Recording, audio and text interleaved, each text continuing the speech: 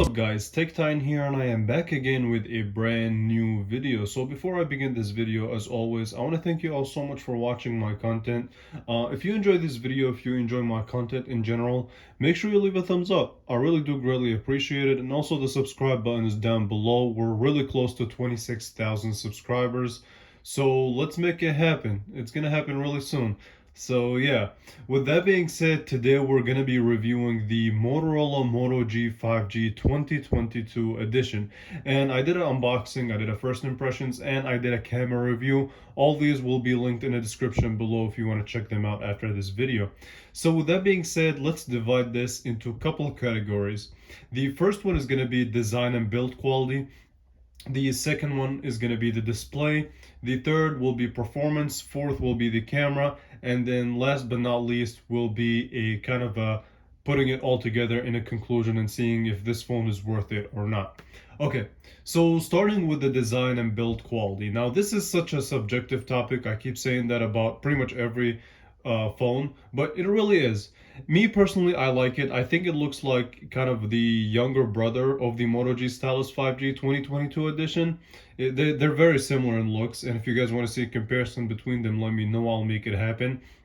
So is soft material on the back, and it is built out of plastic, so not the most premium material, but costs have to be down in order for this to be considered a budget device. So you also have the indentation of the Motorola logo, of course. They had to make it happen. And the back also has this 50 megapixel triple camera setup, and we're going to talk about it in a little bit. What I want to point out though is that you see this kind of a rainbow effect. I think this gives it a cool look. Makes it unique, makes it a little bit more different, if I would say so myself. So we're going to talk about the camera in a little bit. Now, the bottom of the phone does house your headphone jack, a microphone, your USB-C, which supports 18-watt fast charging, as well as your speaker, and we're going to take a listen to the speaker in a little bit as well, so stay with me. The right hand side does have your power button, and it doubles as a fingerprint sensor, and it has these indentations so that way you can differentiate between it and the volume up and down. And it is clicky, tactile, not as clicky as the volume up and down, but I guess that's because they did add the fingerprint sensor with it. Okay, and on the top you have another microphone. The left hand side has your SIM tool, which also supports micro SD card. I believe it's up to 500 gigabytes, but I'm not 100% sure. But it does offer expandable storage. Okay, and basically the design in general is really good. I like it. Like I said, it's similar to the Moto G Stylus 5G 2022 edition. And if you didn't check out that review, that will also be linked in the description below. And I like that design. I like this design as well. Okay, as far as the weight though, it is slightly heavier than you would expect when you pick up the phone, and I guess that's due to the 5,000 milliamp hour battery inside the device itself. Okay, so let's talk about this display. So in front of me, in front of us, you have a 6.5 inch 1600 by 720p display. So not the sharpest display, not the highest quality, but it is a good display and does support 9 Hz technology. So the refresh rate is really smooth and fluid.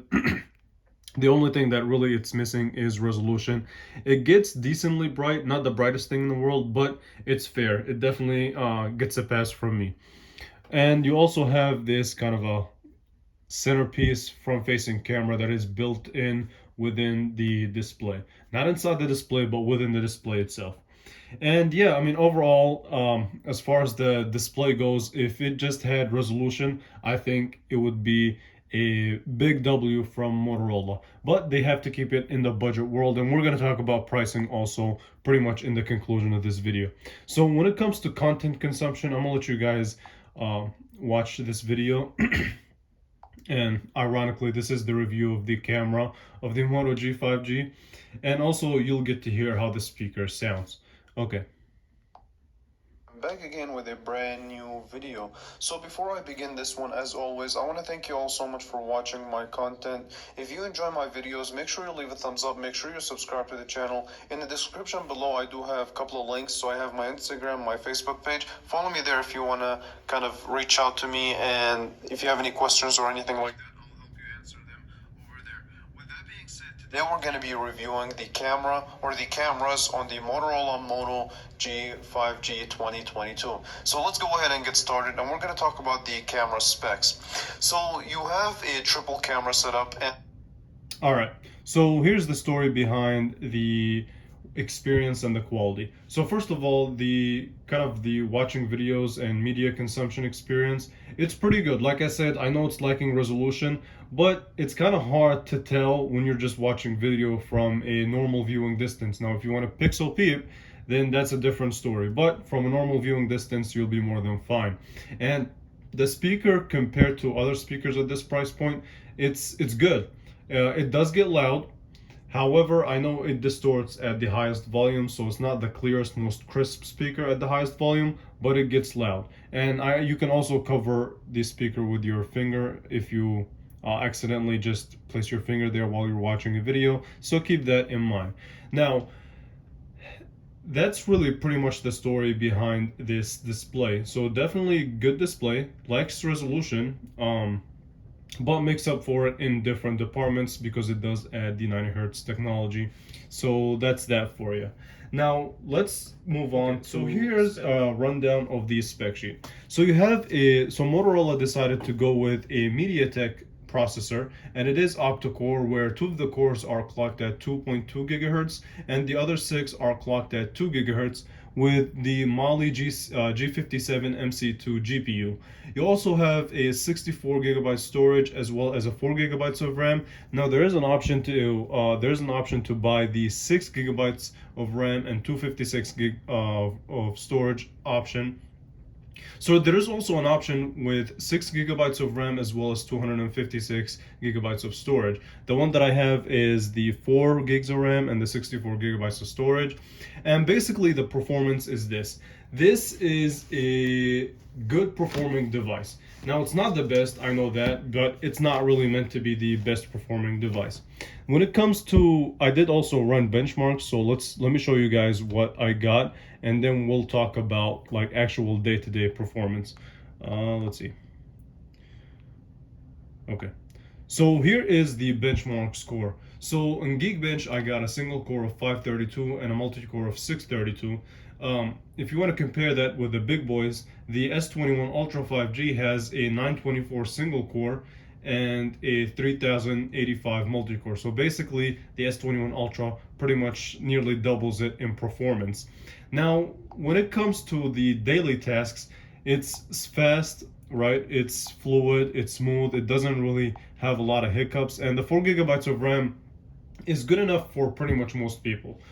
And it's just an accessible phone when it comes to performance. It does what you ask it to do, fast, fluid, smooth, and just doesn't lag a lot. And it may from time to time crash, but it's consistent for the most part.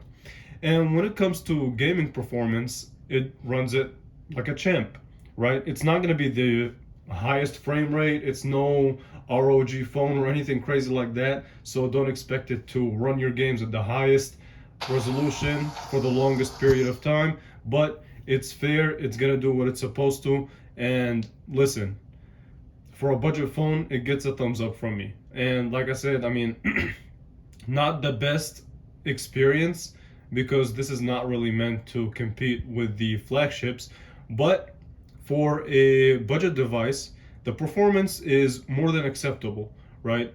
Games run smooth.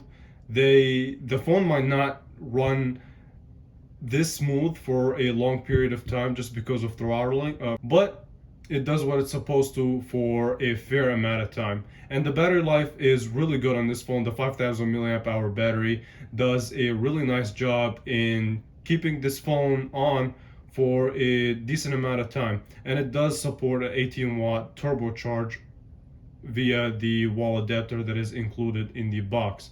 So that's a thumbs up from me. The performance definitely gets a pass. One thing that I do have to say, like I said, it did crash on me a couple of times, but for the most part, it's consistently good. So that's the end of the performance segment. Now moving on to the cameras. So like I said, it does have a triple camera setup with a main sensor of a 50 megapixel. You also have a 2 megapixel macro and a 2 megapixel depth sensor. Basically eliminate those two cameras.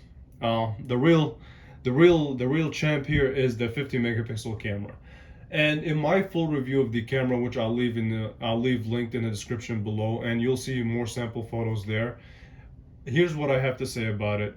And one, it's a fair camera. It's not really the best camera. I think it's really the most disappointing part about this phone, but it does a decent job in good lighting conditions. So you won't be 100% dissatisfied, but you have to keep your expectations at a minimum. And like I said, I did a full in-depth review, and I think that's where you'll really find the answers that you want behind this camera. I'll leave it linked in the description below, and there are more sample photos there.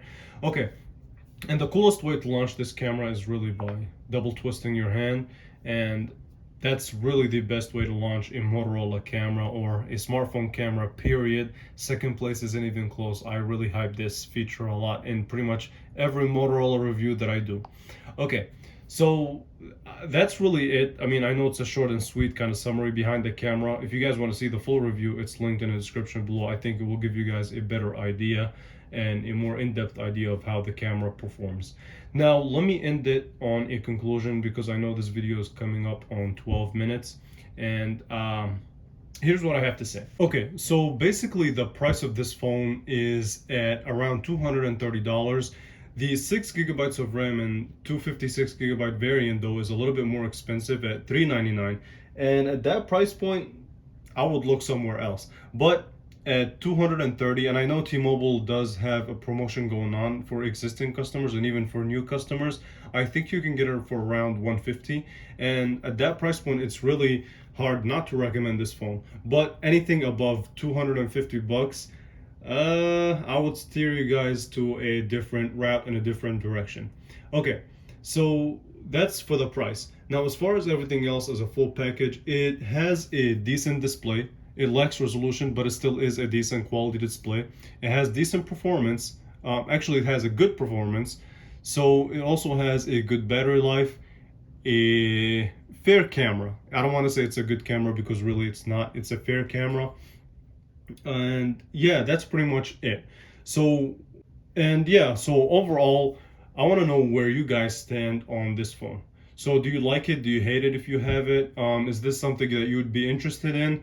Is this something that you would not be interested in? Let me know all in the comments below. Me personally, I think it's a balanced device. The only thing it's missing really is a higher resolution display and a better camera. But everything else just hits the spot. So yeah, with that being said, I want to thank you all so much for watching. If you did enjoy this video, make sure you leave a thumbs up, make sure you subscribe to the channel, and I will definitely catch you guys in the next video. Thank you all for watching.